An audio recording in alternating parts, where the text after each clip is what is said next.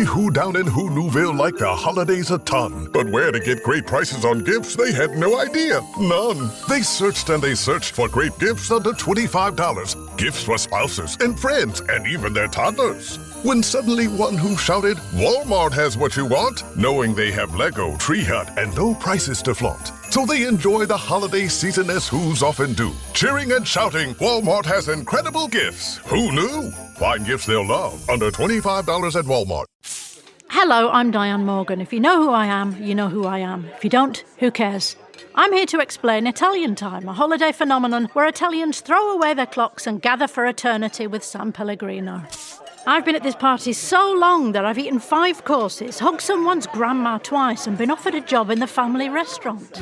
So this holiday season, make sure to bring enough San Pellegrino to last you through the meal, the after meal, and the entire goodbye ritual. San Pellegrino, holiday on Italian Time. This is an episode from the archives. I wanted to re-air it for those who are new subscribers to That's Total Mom Sense. And for those of you who have heard it before, I'm sure you'll glean new insights from our conversation. Listen in. Hi, this is Shannon Lee, and my experience on That's Total Mom Sense was engaging, thoughtful, thought-provoking, connected, beautiful. I really loved talking to Kanika. She's such a lovely soul, and I really enjoyed our connection, and I hope you do too. There is no hood like parenthood. Hi, I'm Kanika Chadda-Gupta. I'm a former CNN journalist, mom of 3, including twins, and host of That's Total Mom Sense, the podcast. Now, if I had $1 every time I heard, gee, you have your hands full. On my show, I interview change makers on their life lessons, legacy, and superpower of intuition, which I call our Mom Sense and Dad Sense. I've had the privilege of working with Mom 2.0, March of Dimes, and the White House, and have had some pretty amazing parents on my show. Hey, what's up? I'm Kelly Rowland. Hi, this is Chelsea Clinton. It's me, Bobby Brown. Can't wait to share my story. That's Total Mom Sense is a production of the Evergreen Podcast Network. Be sure to subscribe wherever you listen to podcasts and on YouTube so you never miss an episode. To join my tribe, visit that'stotalmomsense.com and follow me on Instagram at Kanika Chadda-Gupta. Now let's dive in to today's episode. Martial arts is a metaphor for life. Have you ever thought about it that way? It requires a fine balance of the body, mind, and spirit, a keen understanding of people and their intentions, skill, flexibility, wisdom, focus, anticipation, practice. And after you're hit to the ground with this challenge or that level of adversity, you muster up the courage and willpower to stand up again. This is what living is all about. Today, I'm joined by a woman who lives by this philosophy more than anyone I know. She is Shannon Lee. She's famously known as Bruce Lee's daughter, but she is so much more than that and is carving her path and place in this world in such an authentic way. Across the globe, billions revere her father, who made his mark as an incredibly talented martial artist, filmmaker, actor, and philosopher. But to her, he was simply dad. To say she had big shoes to fill is an understatement, and to think her father's shoes were never worn again when he passed away at the age of 32, and little Shannon was just 4 years old. Shannon has been a keen martial artist throughout her life in her own way. She's also an American singer, actress, producer, and entrepreneur. After her father's death, her mother, Linda Lee Caldwell, left Hong Kong and raised her in California, along with her brother Brandon Lee, who also died far too young during an accident while shooting for a film. People tried to tell her that acting was not good for the family, but Shannon decided to maintain the legacy of her father and learned martial arts from his students. She then made her debut into film and TV with movies like Enter the Eagles and Martial Law. She endeavors to persevere and promote her father's legacy as the president of the Bruce Lee Foundation and Bruce Lee Enterprises. She's the executive producer of the Emmy-nominated series Warrior on HBO Max. Her book, Be Water, My Friend, pays homage to her father's life and teachings. And her most important role is being a dedicated mother to her daughter, Wren. Shannon, welcome to the show. Thank you. Okay, so I want to just start with how we met because I do feel it's significant, and I feel like I see you and your spirit on a whole other level. We met through our friend and intuitive Tony Leroy, and he somehow knew that we would click. And I just want to thank Tony because you are such a gift. Oh my gosh. Well, he is intuitive, so he would know. And I thank him too. I'm so grateful to know you and to be in connection with you. And he's just such a wonderful light. And he and I have been friends for, I don't know, 24 years, something like this at that point. So, Wow. you know, when he says, I think you would hit it off with this person, I'm immediately like, okay. Yeah, exactly. Yes, he's so plugged in. He knows. Yeah.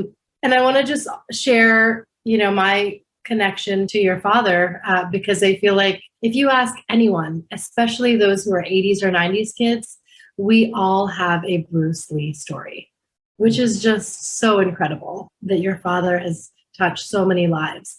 So my dad and I, growing up, we didn't see eye to eye all the time. But I remember when I was 14 years old, we would watch countless Bruce Lee films together. And in fact, we would mark them in the TV guide that we got every Sunday.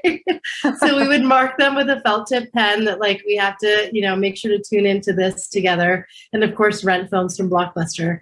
And, just one fine day, he signed both of us up for Kung Fu. And we went every Saturday to a school called Shaolin Worldwide. And we both were taking this adult class together.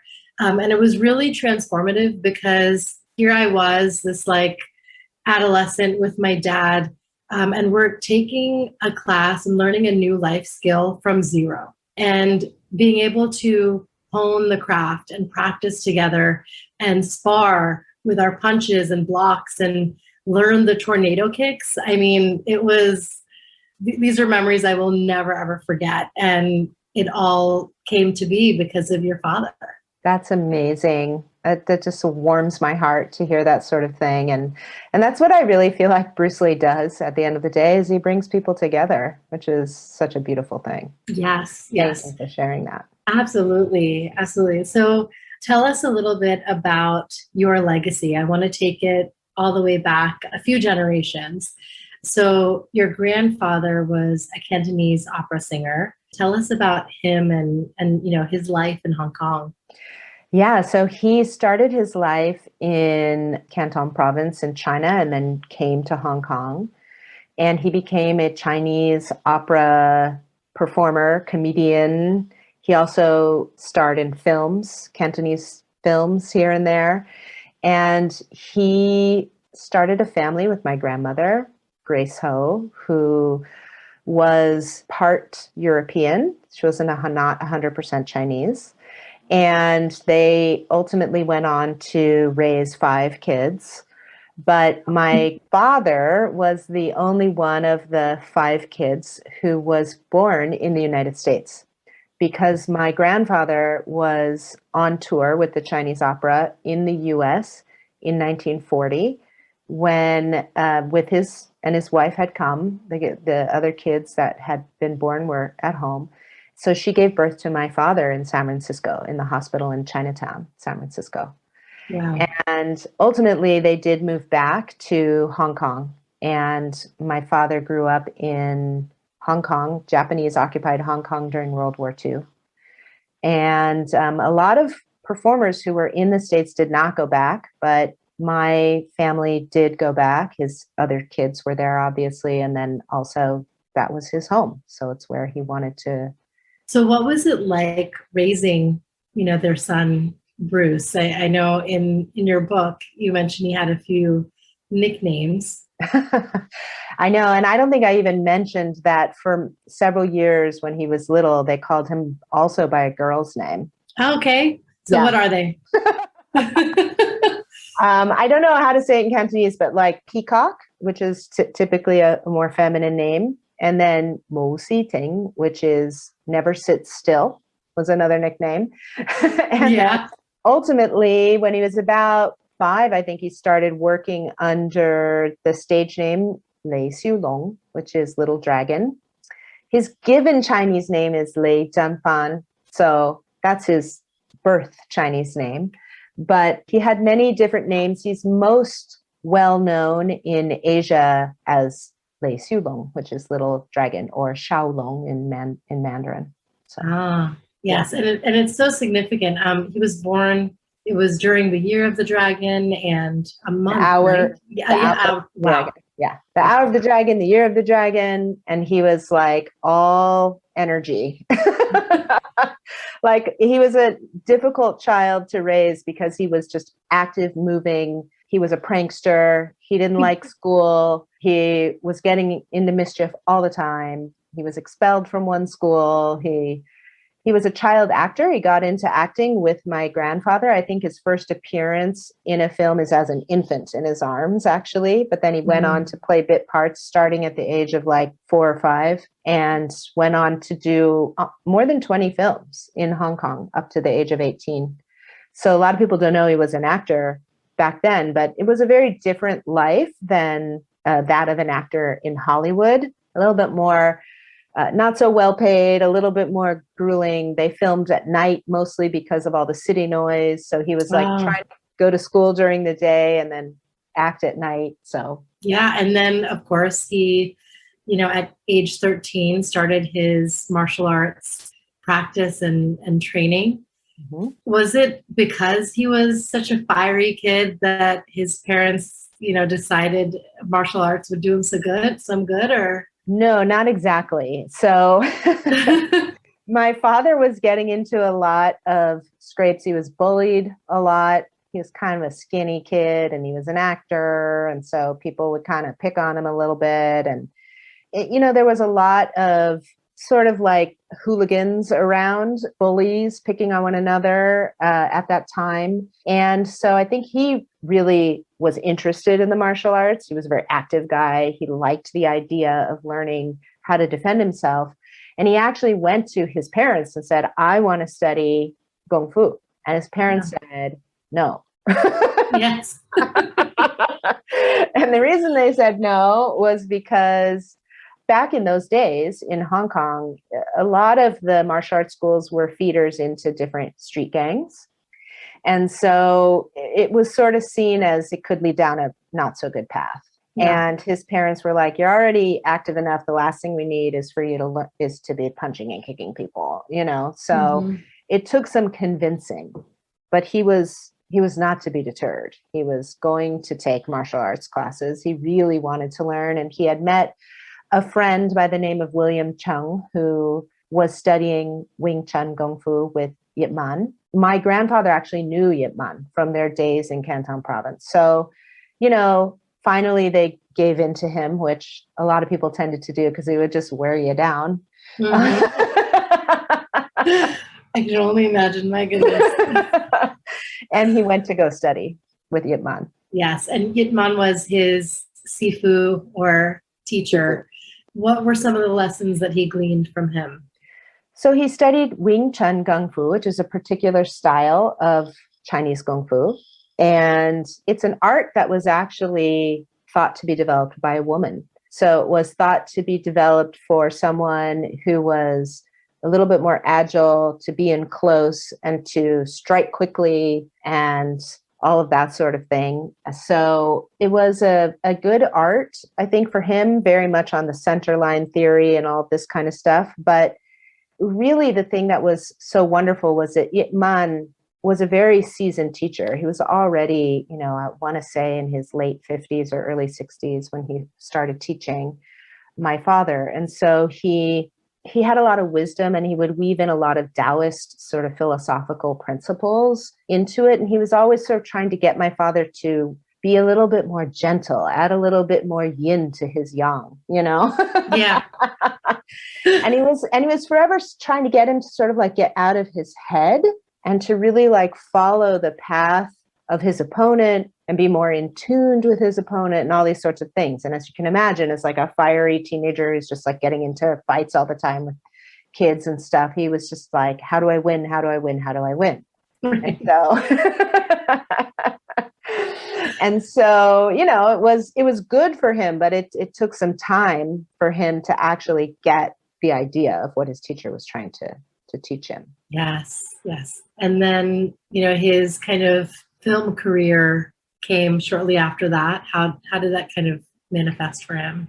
He was acting as a kid in Hong Kong, but he was also fighting a lot. Yeah. He would engage in these sort of illegal rooftop matches where people from different martial arts schools would meet to test out their skills against one another. And a lot of times there were some nefarious characters hanging around as well. And so at one point, so he was engaging in a lot of these sorts of activities. And at some point, it was getting a little bit out of hand. Someone got injured really badly.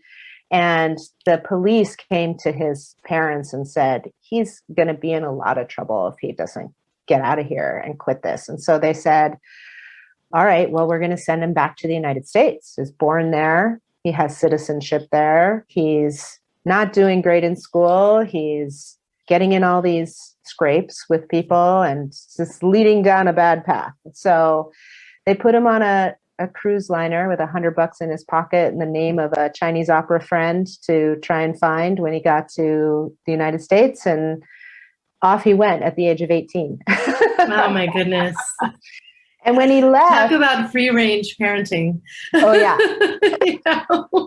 It's great though. It's so refreshing. Yeah. I mean, it was sort of like you've got to figure this out. Yeah. And we'll give you a little resources. We'll put a little money in your pocket. And we'll give you some names of people you can try and find and hook up with to help you when you get there. Right. But, I mean, nowadays, you think about it, first of all, it wasn't an airplane ride. It was like several day trek. Like first they went to Japan and then they went to the Hawaiian Islands and then they went to San Francisco. And my father was the cha-cha champion of Hong Kong. Mm-hmm. And so he actually had a lower class ticket, but on the cruise line, he would come up and he would teach cha-cha lessons to some of the upper class passengers. Wow. That's so just enterprising. Yeah, he was very enterprising, that's for sure. But, when he came to the United States, he really did not think that he would ever act again. He thought his acting career was over. And he was really, I have to say, martial arts was what he loved. Acting was a job and he did it and he enjoyed it because it allowed him to be expressive and creative and all those sorts of things that he loved. But martial arts was what he really loved. Like he would geek out on martial arts. He had a Kung Fu scrapbook where he cut out pictures of different masters, and he was a beautiful illustrator and he drew weapons and, all forms and all sorts of things. And so when he came to the United States, he looked around and he could see that many of the Japanese arts, in particular because of World War II, like karate and judo and those types of things, were very popular had found popularity in the United States, but not Chinese Kung Fu. And so he was like, I will teach Chinese Kung Fu. That's what I will do. That's what I know. And so he just started giving demonstrations, meeting up with people, connecting with people, and ultimately got a bunch of students together who wanted him to teach, and he started teaching. But it wasn't until several years later, 1964, I guess, when he was exhibiting at the Long Beach International Karate Tournament that he was discovered by Howard. Okay. Yes. Yeah. You learned about your father through stories. I'm sure your mom gave you so many different stories, Brandon, his friends, his students. So what was that whole discovery process like? Because you do have this very just kind of visceral attachment to who he was, but it was all through what you were learning from others and your own kind of intuition about who he was without him in the physical being in your life. Mm-hmm. I was fortunate in that I had my sense of him. Then I had the stories from my mom, from other family members, from his students and friends who we kept in touch with and would see. And then a little bit later in life, I had his writings. Mm-hmm. And so then he could speak to me as well, even though he was not present, right? Because he did write so much, which was such a gift to me, especially later in my life. But as I came in more into adulthood, but I mean, of course, I loved hearing stories about him. I wanted to know as much about him as possible because he was my dad. And the sense of him that I have and will always have, and that is mine entirely, I really cherish. And I feel it feels very real to me. And then the stories just help to inform that sense that I already have and carry. And then the writings are an even further intimate level of that. But I think in the way he expressed himself and the things he loved to think about, I have found a real kinship with him because I love that too. I love reading his writings. I love thinking about those things too. I love learning, trying to grow, trying to learn from my experiences, all those sorts of things that he was really into. And so it's like I found myself in him, which is, as a child, what you want to find in your parents a little bit, right? Exactly. And I mean, your writing is so profound. I love how, you take his life lessons and his teachings and you allow us to adapt them into our day to day. And I mean, that's like a skill to be able to draw the parallels and find just appropriate analogies to make it just click for someone. So yeah, you have the gift of being a very, very skilled writer. Oh, thank you. I've always loved writing, and this is my first book, as we know. I always had a dream of writing a book, but I was always like, well, about what? And people would say, oh, you should just write about your life. I mean, what it's like being Bruce Lee's daughter. And I'm like, that's not that interesting. It is, though.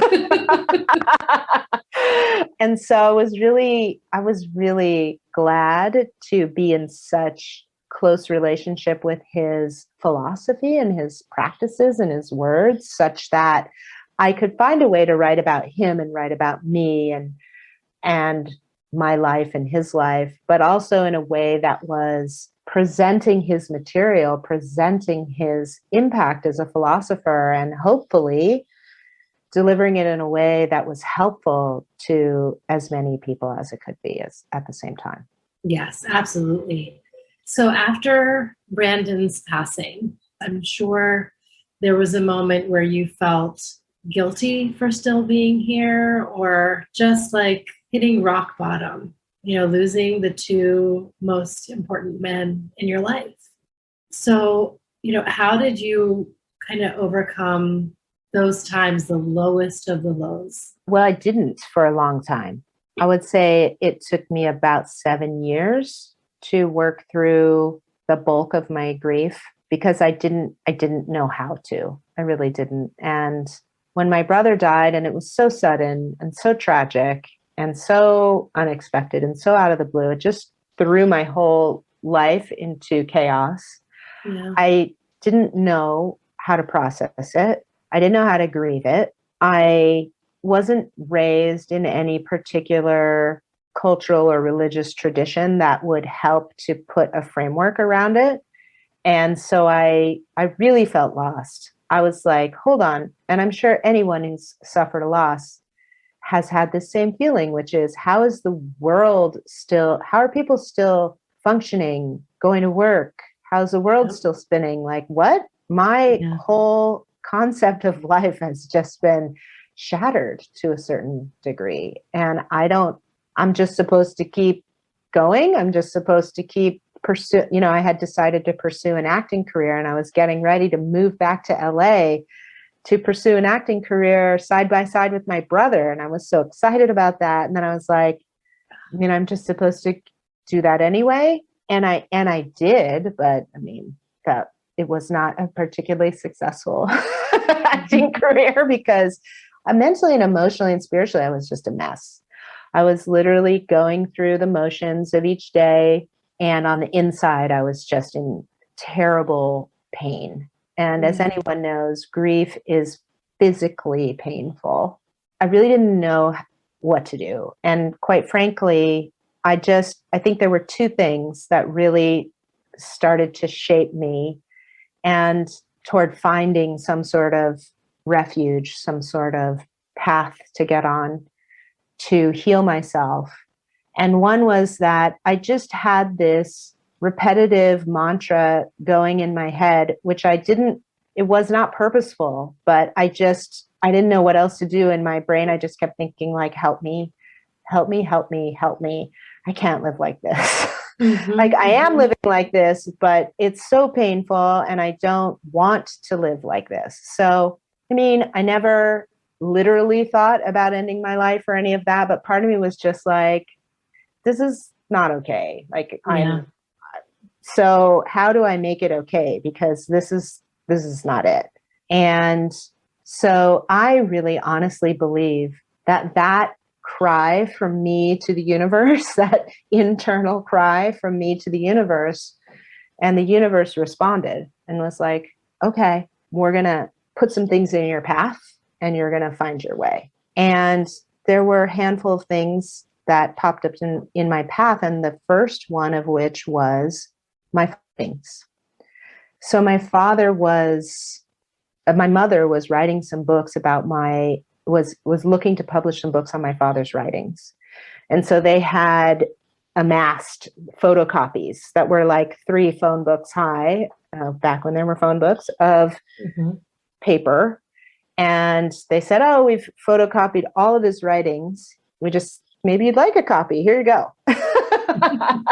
They handed them to me. Nice. And I was like, holy cow, this is a lot of writings. And of course I knew some of them. I knew the Be Water quote. I knew using no way is way, having no limitations, limitation, and some of his more famous things. But I had never read all of his writings. And I just started leafing through them. And I came across this quote that I had never seen before. And as soon as I read it, I don't know, it's just like this light bulb went off in me. And the quote was, "The medicine for my suffering I've had within me from the very beginning, but I did not take it. My ailment came from within myself, but I did not observe it until this moment. And now I see that in order to find the light, I must be like the candle and be my own fuel." And it was just sort of this, like, I don't know, I feel like it was the word suffering that caught my attention, the medicine for my suffering. It was like that phrase. And I was like, there's medicine for my suffering? Yeah. I am clearly suffering. What's the medicine? And the medicine was like, it's you. And you have the ability to heal yourself, but you have to be willing to look. You have to be willing to go on that journey, seek your cure, look at everything that's coming up. And that sort of started me on a path to seeking my own cure. I want to kind of skip ahead because, you've had your acting career, you've been in Hollywood, and more recently an accolade is that you have this series Warrior, where you're an EP, won this Emmy nomination. So tell us about this piece of work of yours. This has been quite the journey, this show, but I'm so proud of this show. I actually yesterday also just saw my producing partner, Justin Lin, and a few of the cast members from Warrior. Mm-hmm. And this show started out as an idea that my father created at this point now 50 plus years ago, 52 years ago, wow, that he pitched to Warner Brothers as a starring vehicle for himself, which Warner Brothers did not choose to produce, and then also further told him that he couldn't star in a TV show because he was Chinese and American audiences would not accept that. And of course, that same studio went on to make Kung Fu, the TV series starring David Carradine, who was a Caucasian man playing a Chinese man. And so there's a lot of history here with this show. When I started looking after my father's legacy, I came across his notes and the treatment that he had written and all that. And I thought, here this is. I've heard about this my whole life. Here it is. But I was not in a position to produce movies or TV shows. I've never done that. Mm-hmm. But over the course of time and sort of following my own path, I had run into Justin Lin a little bit here and there. And one day he just called me up out of the blue and he said, I've always heard this story. I don't know if it's true or not, of that your father created a TV show back in the 60s. Is that true? And I said, it is true. And he said, you Mm-hmm. wouldn't happen to know where that is. And I'm like, it's right here. Yeah. So we got together, and I think the thing that makes the story so great is not just that we made the show, but that Justin and his team were such a wonderful creative partners, that they understood the quality and the core of what we were trying to do. And he said, we should only make this show if we can do it on our terms. Mm-hmm. And I want you to be involved. I want you to be my partner. Like my experience as a person running the Bruce Lee legacy is that most business people and creative people come to me and they want me out of the way. They want to take Bruce Lee and do with it what they want and not have to deal with me. And, it's partly why it's taken me so long to get anything done, because I'm always looking for the person who actually wants to collaborate. And so Justin actually wanted to collaborate, and he really meant what he said. And so that's in part why I'm so proud of this show, because I think it's an amazing show. I know I'm totally biased, but I don't care. It's an amazing show. Yeah. And I think it totally carries the energy of my father forward. And the show itself has encountered ups and downs. The show was canceled after 2 seasons. Our network got swallowed up through a merger and all this, but now we're back and we're working on season 3. So it lives on.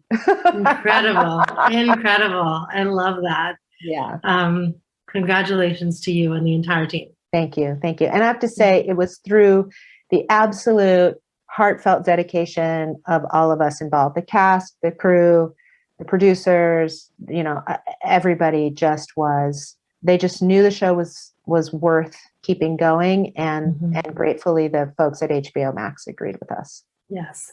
I want to kind of touch upon an article that you wrote that, again, I mean, it's really baffling how in this day and age, in 2021, there is still just this entertainment industry run by white men who don't have a clue about how to authentically portray, whether it's an Asian cast or any other race. This article was kind of directed towards Quentin Tarantino, who had just snubbed you on an interview that he had with Joe Rogan. And he, has this film, Once Upon a Time in Hollywood, where he kind of negatively portrays your dad and didn't take ownership of that. I just love how you wrote in your own words a very powerful rebuttal to that. So I want to just share a little bit of it now, and then you can give us the context that you wrote, and I quote, "As you already know, the portrayal of Bruce Lee in Once Upon a Time in Hollywood by Mr. Tarantino, in my opinion, was inaccurate and unnecessary, to say the least. Please let's not blame actor Mike Moe. He did what he could with what he was given. And while I'm grateful that Mr. Tarantino has so generously acknowledged to Joe Rogan that I may have my feelings about his portrayal of my father, I'm also grateful for the opportunity to express this. I'm really fucking tired of white men in Hollywood trying to tell me who Bruce Lee was." I mean, that's such a powerful way to be like, yeah, I'm so glad that you did it. And it's just, why does that exist? Why do these, figures and fixtures in Hollywood still feel the need to gloss over the truth and fabricate and come up with their own opinions? Like, why? Why aren't they gonna really pay heed to someone who knows the full story? Well, people see Bruce Lee as a shiny object. He's globally beloved. He's super cool. Mm-hmm. He's an icon. He was an amazing martial artist. He was, his films were amazingly engaging and entertaining. And people want to possess that. They want to use it they want to attach themselves to it, and they want to use it. And I understand that. I understand that desire, I guess I should say. They want to be able to do that with no accountability, with no concern for anyone involved, with full creative license to do whatever they see fit. And I have seen many people over the years take credit for my father's ideas, thoughts, legacy. The problem with when someone passes away is that you have full license to say whatever you want, right? Oh, well, I was really the one who told Bruce Lee this, or I was really the one, Bruce was my best friend. All this sort of stuff. So people say stuff like this all the time, and people also say negative things as it suits them to say it and to use it. But it's not necessarily coming from any place other than, well, what would be useful for me to use and say in this moment that would be to my benefit. Yeah. And I have seen people over the years say really horrible things about my father, and then 10 years later say really wonderful things about him because suddenly it's in their best interest to say good things about him. Right. Oh, yeah. Oh, I knew Bruce Lee. He was amazing. We were great friends. Whereas 10 years ago, they were like, oh, that guy was really not that big a deal. I could have beat him. I could have da-da-da. So it's like, the film had already come out. There had already been some exchanges in the press between he and I about the portrayal. And then it was silent for a while. And then he came out with a novelization of the film and was promoting it, which is why he was back on Joe Rogan, and he started talking smack some more on Joe Rogan. Mm-hmm. And somebody, reporters reached out to me and they said, oh, can we interview you? And I said, no, I don't want to be interviewed, because in an interview, you'll take a soundbite from me and you'll take a soundbite from him. And we've done that already. You guys already know how I feel about it. And so I want to express myself. I want to say what I would like to say. And I have to say, my friend Kamau Bell was really great in suggesting to me, he was like, you should write an op-ed. You should, just say what it is about this that bothers you the most. And so I wrote, that one statement, which again, some press who repurposed my article just took the most salacious parts of it and reprinted it and made it sound like I hate white men and, all this kind of stuff. And I was just like, okay, whatever. Actually read the article, maybe. Right. But, my goodness. But to me, it just had to be said. And what I was really trying to say is people want to use my father, for their own purposes. I'm just sort of pointing out a pattern that I see. Mm-hmm. Not trying to say all white men are this way. I work with tons of white men in Hollywood that are wonderful. The showrunner of Warrior is Jonathan Chopper. He's amazing. He's also a black belt. He's all these things, right? So I wasn't trying to make any point other than that there is this pattern that is repeating itself, whereby when I hear this refrain of what an asshole Bruce Lee was and how he was not really good at this, or that he was only in it for greed or fame or this or that, and he was terrible to these people and terrible to that people, that it almost 100% of the time seems to come from white men. Yeah. And the biggest problem that there seems to be is that he wasn't and didn't show up as the model minority. What was your motherhood journey like? Because I'm sure that was so transformative for you and an evolution for your essence. Totally. Being a mother has been the absolute gift and journey of my life. It's not to say that there aren't other gifts and other journeys that are just as valuable. But for me, it really helped to focus my life. It helped me to find that focus in my life, because prior to that, first of all, I was, wading through a lot of grief, trying to just sort of feel good in my life. and trying to figure out what I wanted to do. I tried acting for a while. And then I was like, yeah, I guess I'll look after my father's legacy and all that. And I had started at that time on a spiritual journey of just trying to like heal myself, feel better, meeting Tony, working with him, meeting other people, guides, advisors, mentors who helped me to find myself, reading books, trying different things, all of these sorts of things. But having my daughter just suddenly like shifted my priorities in my life. I was like, oh, I'm responsible for a human being. Here I am trying to figure out how to be a human being. And now I'm responsible for another human being that I have to like keep alive and hopefully help them to do a better job than I have done. Like, I think it's such a great gift. Like, I want nothing more than for my daughter to be better than me in terms of how she just feels in her body and her life, And so it just suddenly like snapped everything into focus for me. And it was like, yes, I'm an entrepreneur. I'm doing all these things. I'm, taking all the opportunities as they come and trying to find my path as a business person and as a wife and all these things.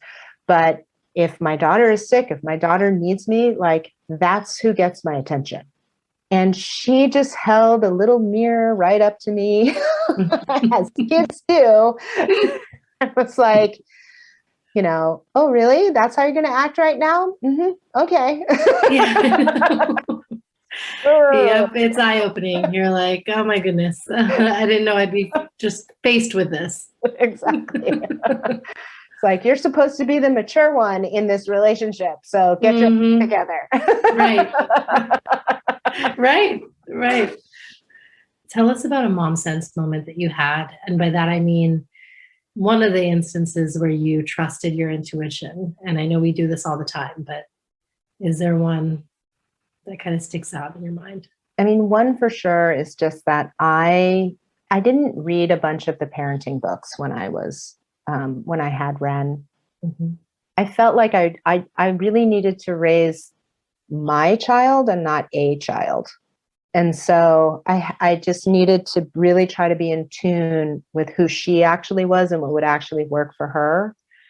Whenever I was worried that some phase, like she was never going to get out of a phase, like a thumb sucking phase, or a I refuse to eat vegetables phase, or whatever phase that was. Right. And I just thought like, oh my God, this child is going to suck their thumb until they're 35, Always, if I just attempted to have patience and be loving and guiding without forcing, because for my child, force didn't work. It just made her dig her heels in the ground. Yeah. Right. That it always changed ultimately. She does not suck her thumb anymore. Happy to report. And she eats vegetables. But I think another one is just, and I've been very fortunate to have a lot of amazing people in my life and guides, energy workers, people like Tony, all these different people that I've gone to for different things over the years. And I remember them saying to me, and I mentioned this earlier, Wren had some health challenges, some pretty serious health challenges. And that was where Tony said, get it together. You're Shannon Lee, goddammit. And and another person said to me, because we were trying all these different treatments, trying to get her well and all this sort of stuff. And there were some treatments that she just didn't, or some doctors or some people that she just didn't like them.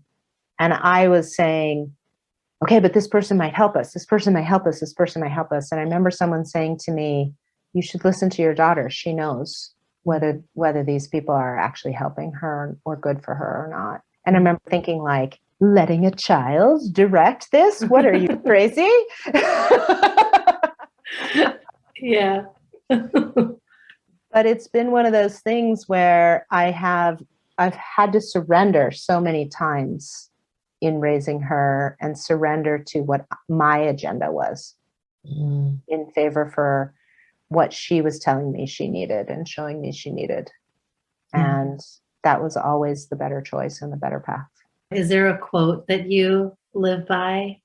I think right now what I'm trying to remind myself of, because there have been different points in my life, depending where I'm at, where I'm trying to remind myself of things. Like I mentioned this in my book. At one point I had little Post-it notes all around my house that just said B-E, period, which was like, be here right now where you are, stay present. Don't be freaking out about the future or getting lost in the past and all the things you've done wrong in your life. Like, be here now. And right now, I think what I'm trying to remind myself of and to live into is life at the level of energy and the oneness of all life.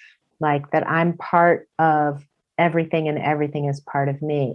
And that I want to enter into life at the level of energy, putting out a certain type of energy, vibrating at a certain level of energy, rather than making decisions from a place of rationalizing them. And that in order to live at the level of energy, I have to be attuned to the oneness of all of life. Amazing. And that really does allow you to inch closer to this self-actualized way to be. Yes. When you're attuned to that energy, the energy you give off and the energy you let in. Yes, exactly. Yeah. Exactly. Okay, Mom Haul is, just a fun segment on where I like to just kind of ask my guests, is there a gadget or a product that you are loving right now that you just want to kind of share with your friends? So my mom haul is something that, even though it is my thing that I'm promoting, something that I really truly love. It is the Be Water membership program, and you can find it on brucelee.com on the main page. You just scroll down. It's our first membership program that we've offered through the Bruce Lee family companies. And I really love it because you get daily philosophical quotes from my father. And just getting it sent via text and just getting that little dose of wisdom or inspiration or something that's just thought-provoking for me can really help to shift my day, shift my perspective, give me something to focus on. And I really love it for that reason. But also, if you sign up for it, you do get entered into monthly drawings where we give away some pretty awesome stuff. Signed memorabilia, one-of-a-kind items, very limited and rare items, and sometimes just really fun gift boxes and grab bags. So that is another reason to do it. And it's really just a text program. You sign up and you get a text. And the fun thing for me is on my phone, I changed the contacts so that when the text comes in, it says Baba, which is what I called my dad in Cantonese. And so it's like I get a message from my dad, which I love. So that is my mom haul. I really think it's a beautiful thing and I really enjoy it. And what are you working on? I know you've done so much with the Bruce Lee Foundation and your campaigns for Stop Asian Hate. How can we support you? Oh, thank you. So the Bruce Lee Foundation, which is bruceleefoundation.org, has a number of initiatives. We have a One Family initiative where we are raising funds and support for different organizations that work to make the world a more unified and harmonious place. We have our Camp Bruce Lee program. I was just in Philadelphia at the Asian Arts Initiative where they were hosting our summer camp for kids to put them in touch with some Bruce Lee practices and Bruce Lee tools and have fun at the same time. And that was super awesome. So we're looking to expand our camp. Oh, fun. Yeah, so fun. And, I've got more projects, film, TV, book projects, all sorts of things that are in the works. And I guess most importantly, in a couple of months, I'm going to be launching my very own website, separate from Bruce Lee. Amazing. Yay. We're so excited to be able to follow you and, learn more about your ongoing work in so many different facets and industries, and we want to kind of partake in it and be part of it. So that's really exciting. Thank you. It's so funny. Everybody's like, "Oh, your daughter's going off to college. You're getting older. So, what are your plans for the future? What are you thinking about retirement?" I'm like, retirement? Yeah. I just got all my time back. What are you talking about? Good for you. Yes. Time to create. Exactly. No, you're not. You're definitely not. Now, where can, my listeners find you, as far as social media and kind of following your work? Thank you. So I have my own Instagram is at the real Shannon Lee. It has a blue check mark, so you'll know you found the right one. That's the only social media that I'm really on. But I run all the Bruce Lee accounts. Those are all at Bruce Lee on Facebook, Twitter, Instagram. I will be launching my own website, which will be leewaymedia.com. That's in a couple months, so it's not out yet. But if you follow my social, you'll find out about it. And then we have brucelee.com, bruceleefoundation.org, which is, our nonprofit. Yes, and your book. It's just a must-have, must-read. Yeah. Where I said, be water, my friend. Be water, my friend. Yeah, and you can find it, on Amazon, Audible, local bookstores. Yep. It's so great. And again, it's something you want to have with you, because there's just so many just pearls of wisdom in there that you can turn to and use as daily reminders. And it's ideal for all ages. So if you have a teen at home, have them read Be Water, My Friend, and share what your takeaways were together.